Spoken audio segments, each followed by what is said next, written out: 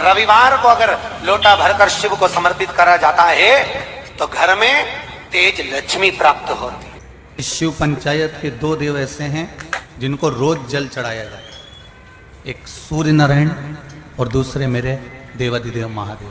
दोनों पर जल रोज चढ़ता है प्रतिदिन। शिव पंचायत में गुड़, चावल, लाल फूल और लाल मिर्ची के 11 दाने पानी के कलश में तांबे के लोटे में लेकर हाथ को ऊंचा कर नेत्र, नासिका, वक्षस्थल के सम्मुख में जो सूर्य नारायण को अर्घ देता है, जल चढ़ाता है, पर जो सूर्य को अर्घ रविवार के दिन दे देता है, अगले रविवार तक पैसे की आवक आना प्रारंभ हो जाती है। जो आज तक फोन नहीं उठाता वो फोन उठा। सूर्य नारायण भगवान को स्टील के लोटे से या चांदी के लोटे से या पीतल के लोटे से या प्लास्टिक के लोटे से या कांच के बर्तन से जल चढ़ाने से आयु छिन्न होती है। क्या समाप्त होती है? आयु। और सूर्य नारायण भगवान को अगर तांबे के लोटे से जल दिया जाता है तो आयु की वृद्धि होती है, और दिन भर में अगर कोई काम अटकने वाला है तो वो काम का रास्ता खुल जाता है और शरीर की बीमारी समाप्त हो जाती है। शरीर की बीमारी समाप्त हो जाती है। जब हम सूर्य नारायण भगवान को अर्घ देते हैं, जल चढ़ाते हैं, तो वो जल पृथ्वी पर जब गिरता है तो उसके छींटे हमारे शरीर पर लगते हैं। क्या वो ठीक है? क्या वो श्रेष्ठ है? तो शिव महापुराण की कथा कहती है जब हम सूर्य को अर्घ देते हैं, सूर्य को जल चढ़ाते हैं, वो पानी जब पृथ्वी पर गिरता है उसके छींटे हमारे शरीर पर लगते हैं तो वो श्रेष्ठता का भाव निर्मित करते हैं। वो गलत नहीं हो सकता। कारण अब वो भी समझ लीजिए। अब सूर्य नारायण भगवान को आप जल चढ़ा रहे हो तो छींटे नहीं लगे, उसके लिए क्या स्टूल पे चढ़ के चढ़ाओगे कि कुर्सी पे चढ़ के चढ़ाओगे? अरे बोलो तो सही। अब कई लोगों के दिमाग में यह बात भरा गई कि हम भगवान को जल चढ़ाते हैं, वो हमारे शरीर में छींटे लगते हैं, जमीन पे से पानी गिरता है, वो हमारे शरीर को छींटे लगते हैं, भगवान को अच्छा नहीं लगता होगा। कौन ने कहा? पहले तो उसको पकड़ के ला।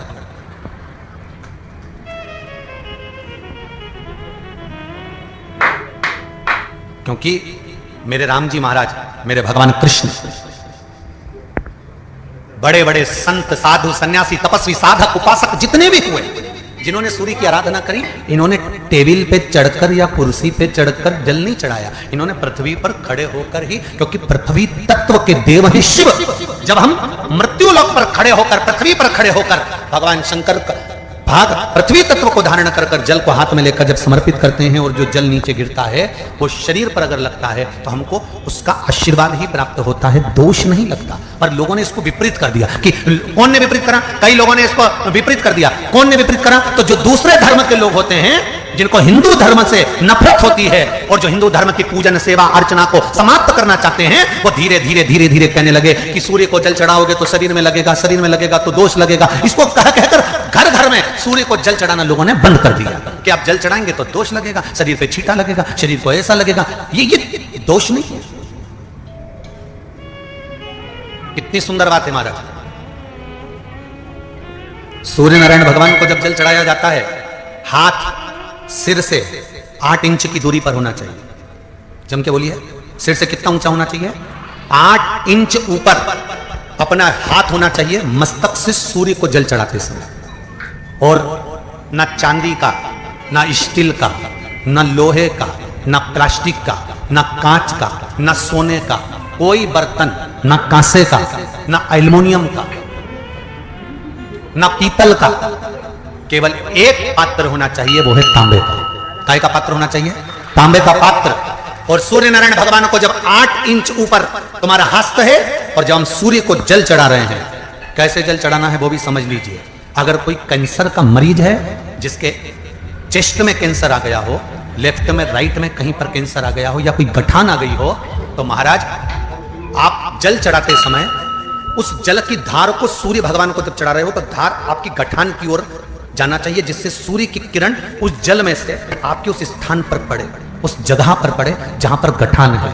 महाराज आप लगातार जल तो चढ़ाना चालू करो, अच्छे अच्छे डॉक्टर फेल हो जाएंगे और कहेंगे गठान ठीक हो गई। आपका लीवर और किडनी गड़बड़ कर रहा है, आप प्रतिदिन, आपका स्वास्थ्य गड़बड़ रहता है, आप प्रतिदिन ये ज्योतिष शास्त्र के अंतर्गत, रत्न शास्त्र के अंतर्गत ये रत्न शास्त्र, ज्योतिष शास्त्र, रंग शास्त्र जो हमारे यहाँ है, रंगों के हिसाब से ये जितने रत्न होते हैं, माणिक हुआ, मोती हुआ, नीलम हुआ, मूंगा हुआ, पुखराज हुआ, ये क्यों कहते हैं ये पीला है, ये सफेद है, ये नीला है, ये लाल है, इसको शरीर में क्यों पहनाते हैं? उसका कारण होता है कि जब शरीर में पहनते हैं सूर्य की किरण उसमें पड़ती है, हमारे शरीर पर वो कलर का इफेक्ट पड़ता है, उस कलर को शरीर पर लगता है, और शरीर पर लगता है तो हमारा शरीर धीरे धीरे, हमारी जो इंद्रियां हैं वो सही होने लगती है, काम सही होने लगता है। छल, चित्र, कपट, निंदा, बेईमानी, प्रपंच इस मनुष्य के शरीर में हर पल, हर घड़ी, हर क्षण है। ऐसा कोई मनुष्य नहीं जो छल, कपट, बेईमानी, प्रपंच, झूठ आदि आदि से दूर रह गए। माना हम इसमें फंसे हुए, पर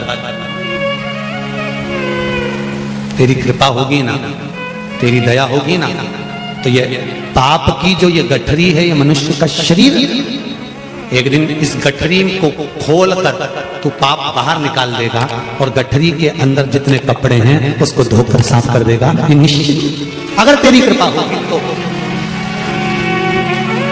अगर तेरी दया होगी तो।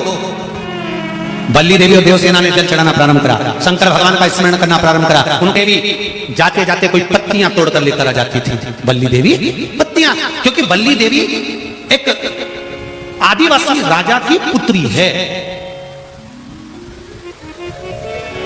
आदिवासी राजा की पुत्री, उसको भान नहीं है कि बेलपत्र कौन सी।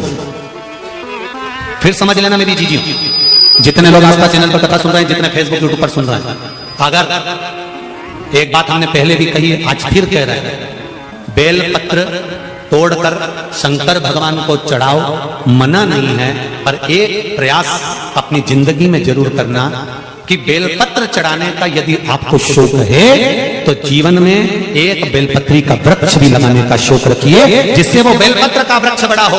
और बेलपत्र का वृक्ष जब बड़ा होगा, आप संसार में हैं नहीं है, हम संसार में हैं नहीं है, पर यदि बेलपत्री का वृक्ष रहेगा, आपके द्वारा लगा हुआ वृक्ष रहेगा, उसमें से कोई बेलपत्र तोड़ कर जब वो बड़ा हो जाएगा, उसमें से बेलपत्र तोड़कर कोई शंकर भगवान को चढ़ाएगा, तो जिसने बेलपत्री का पौधा लगाया है, उस बेलपत्र चढ़ाने का फल उसके भी खाते में चला जाएगा और उसकी भी जिंदगी संवर जाएगी। इसलिए बेलपत्र चढ़ाओ, मना नहीं है, पर बेलपत्र का एक पौधा अपने बगीचे में, आसपास में, मोहल्ले में, जहां तुम्हें मौका मिल जाए वहां जरूर।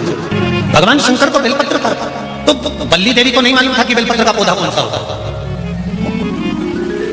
बल्ली देवी को नहीं मालूम था कि बेलपत्र कैसा होता है। बल्ली देवी आदिवासियों राजा की पुत्री थी, गई पेड़ की पत्तियां तोड़ ली, वृक्ष की पत्तियां लाई, शंकर भगवान को समर्पित कर दी, फिर गई, फिर पत्तियां तोड़ कर लाई, शंकर भगवान को समर्पित कर दी, फिर गई, फिर तोड़ कर लाई, शंकर भगवान को समर्पित कर दी।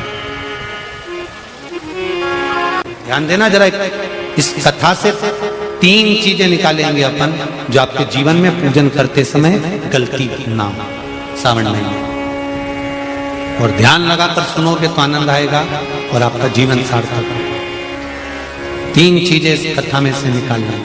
पहला, लोटे का जल इसने चढ़ा दिया, दूध इसने चढ़ा दिया, शहद इसने चढ़ा दिया, शक्कर इसने चढ़ा दिया। ये पंचामृत स्नान अलग अलग हाथ से हुआ, किसी ने कुछ चढ़ाया, किसी ने कुछ चढ़ाया, तो शास्त्र कहता है वर भी पृथक पृथक भाग में बट गए।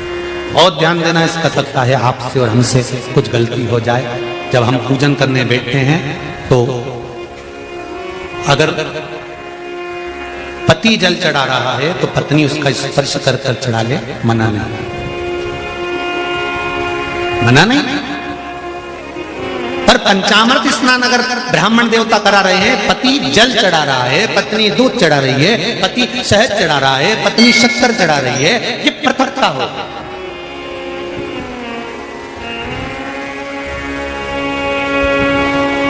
या तो दोनों को जल चढ़ा, दोनों को दूध चढ़ाना, दोनों को शक्कर चढ़ाना, दोनों को कितनी सुंदर बातें पशुपति व्रत की कि प्रसाद जो शंकर भगवान के मंदिर में एक हिस्सा लेकर आते हो, उस हिस्से को भी पृथक नहीं करा जाता। उस हिस्से को भी जिसने पशुपति व्रत करा है, एक हिस्से का प्रसाद उसी को खाना है, यहां तक है कि दूसरे को नहीं देना। शंकर भगवान के मंदिर में, शिव जी के मंदिर में नारियल तक नहीं फोड़ा जाता। क्यों? वो पृथक हो जाएगा। खंडित बेलपत्र समर्पित नहीं करी जाती, वो पृथक हो जाएगी। शंकर भगवान को धतूरा चढ़ाया जाता है, पूर्ण चढ़ाया जाता है। चावल का दाना चढ़ाया जाता है, पूर्ण चढ़ाया जाता है। एक बेलपत्र चढ़ाई जाती है, वो पूर्ण चढ़ाई जाती है। पृथकता ना रखें। अगर वल्ली देवी और देवसेना दोनों अगर जल चढ़ा रही थी तो दोनों हाथ में जल के पात्र होते और दोनों चढ़ाती, पर एक जल ये चढ़ा रही थी तो एक जल का पात्र ये चढ़ा रही थी। उसने कहा कांवड़ की यात्रा है, एक डंडे में एक लोटा बांध, एक तुम लेकर चलो, एक हम लेकर चले। नहीं नहीं नहीं, जल ले जाओ, मंदिर तक भी ले जाओ, पर चढ़ाते समय अगर तुम चढ़ा रही हो तो जल के दोनों पात्र तुम्हारे हाथ में होना चाहिए, दूसरा नहीं। जल की पृथकता नहीं, पृथक भाव। फिर ध्यान दो दूसरी बात, शंकर भगवान के मंदिर में जाओ, शिव की स्तुति में जाओ, पति और पत्नी दोनों विचार कर कर जाना। सुनो जी, मैंने पशुपति व्रत करा, आपकी नौकरी के लिए करा। सुनो, मैं शंकर के मंदिर में आपकी नौकरी मांगने जा रही हूं।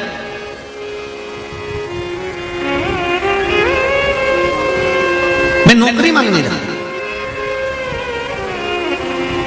अब शिव मंदिर में आप गए, व्रत करा था, पति को भी साथ ले गए, दोनों ने प्रणाम करा, शंकर भगवान प्रसन्न हो गए। सबसे पहले शंकर भगवान ने पति से कहा तू मांग ले, पहले तुझे क्या चाहिए, क्योंकि तेरी पत्नी का व्रत है, उसको बाद में दूंगा। उसने व्रत करा, थोड़ी तप साधना और कर लेंगे, तू मांग। पति ने कहा मुझे वर दे दो, मेरी एक मकान और एक प्लाट उलझा पड़ा है, वो सुलझ जाए। शंकर भगवान ने पत्नी से कहा अब तू मांग ले। पत्नी कहने लगी मैंने इनकी नौकरी के लिए मांगा था।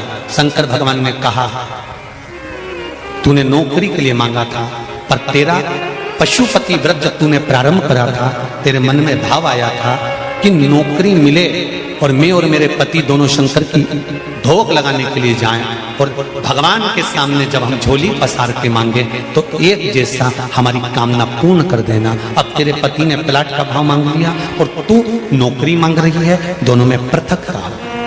फिर निवेदन करेंगे शंकर के मंदिर में जाकर पति को बता देना कि मैं शंकर के मंदिर जा रही हूं और मेरी आराधना का कारण ये है, और उस आराधना के कारण ही मैं आपकी नौकरी के लिए, आपके व्यापार के लिए, आपके व्यवसाय के लिए, आपके लिए मैंने ये करा, और इसीलिए मैं पशुपति व्रत कर रही हूं, और मुझे पूरा विश्वास है शंकर भगवान मेरी मनोकामना पूर्ण करेंगे। तो दोनों जाएं और दोनों प्रणाम करें, तो दोनों के प्रणाम करते समय वर भी एक हो कि भगवान नौकरी लगा देना, प्रभु सुन लेना मेरे दाता, तेरी कृपा चाहिए। पृथकता का भाव। हाँ, पति अलग पशुपति व्रत कर रहा है, पत्नी अलग पशुपति व्रत कर रही है। ये संकट सोमवार में भी होता है। जोड़े से जब संकट सोमवार किया जाता है ना, तो पति पत्नी को निर्णय ले लेना चाहिए कि हम किस चीज के लिए संकट सोमवार कर रहे हैं। पहले निर्णय लिया जाए, तब पति पत्नी दोनों संकट सोमवार का व्रत करें। अब व्रत कर लिया दोनों पति पत्नी ने संकट सोमवार का, जोड़े से पूजन कर रहे, जोड़े से अभिषेक कर रहे, और उद्यापन भी बोलो जम के जोड़े से कर रहे। और वर क्या मांगा? पति ने सोचा था दुकान का, पत्नी ने सोचा था पार्लर का। निर्णय अलग। अंत समय प्रभु आना पड़ेगा, वचन दिया तो निभाना पड़ेगा। आए ना आए प्रभु कुटुंब कभी। श्री शिवाय नमस्तुभ्यं हर हर महादेव। पूज्य गुरुजी ने 28 सितंबर रविवार विशेष उपाय बताए हैं। इन सभी उपायों को आप अवश्य करेंगे। वीडियो को लाइक, शेयर एंड कमेंट में श्री शिवाय नमस्तुभ्यं हर हर महादेव अवश्य लिखना। जाते जाते चैनल को अवश्य ही सब्सक्राइब कर देना। जय श्री राम, हर हर महादेव, जय माता दी।